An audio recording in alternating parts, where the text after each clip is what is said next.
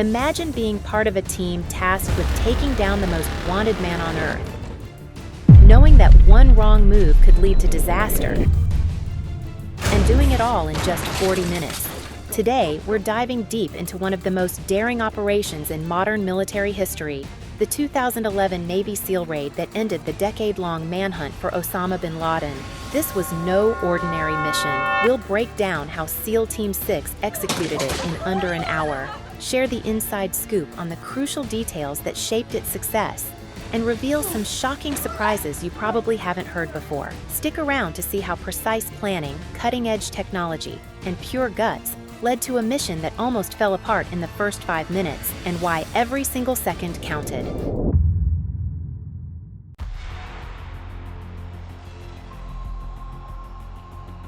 Let's rewind to 2010.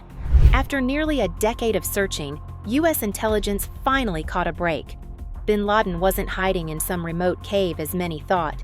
He was living in a heavily fortified compound in Abbottabad, Pakistan, a short walk from Pakistan's military academy.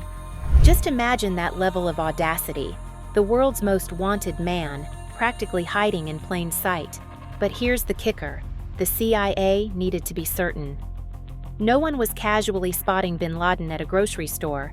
Instead, they were tracking his most trusted courier, Abu Ahmed al-Kuwaiti.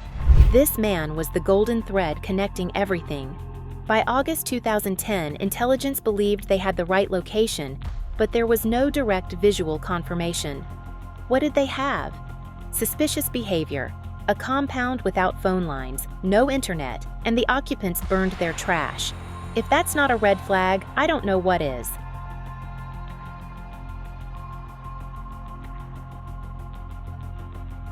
Fast forward to 2011. In a tense situation room, President Obama was presented with options. They could bomb the compound, but that wouldn't confirm bin Laden's death. The U.S. needed definitive proof, a moment the world would remember, so they chose the riskiest option, a covert raid. This is where SEAL Team 6 enters. These guys are the best of the best, often described as Olympians among elite soldiers. The stakes, higher than ever. This wasn't just another mission. This was the Super Bowl of military operations. The team trained obsessively for months, even building a replica of bin Laden's compound in North Carolina to simulate every possible scenario. Every corner, every floor, every inch of the compound was burned into their minds. But no matter how much you plan, the battlefield is unpredictable.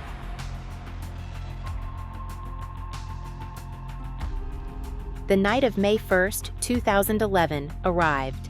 SEAL Team 6 flew in on 2 modified Black Hawk helicopters, designed to be nearly silent. They aimed to land undetected. But something went wrong. Bad weather and a slight miscalculation in altitude caused one of the helicopters to crash land inside the compound's walls. Let that sink in for a moment. The most crucial, high-stakes mission of their careers was about to be exposed in the worst way possible.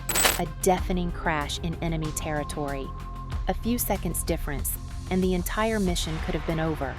Alarms could have gone off. Local military could have responded. This wasn't just a mistake. It was a disaster waiting to happen. But the SEALs? Cool under fire. Without missing a beat, they transitioned to Plan B. They set up a perimeter, shifted to a new strategy, and, knowing they couldn't leave behind a wrecked helicopter for the enemy, prepared to blow it up later. This wasn't just about precision. This was about recovering from chaos and still moving forward.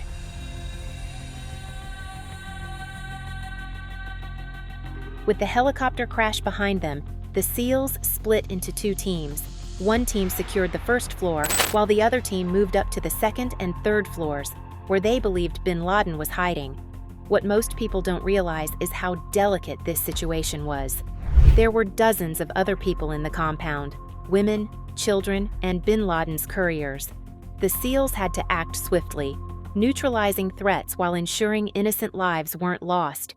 Imagine the tension in every single room. One wrong move could trigger disaster. Like a high-stakes game of chess, every decision mattered.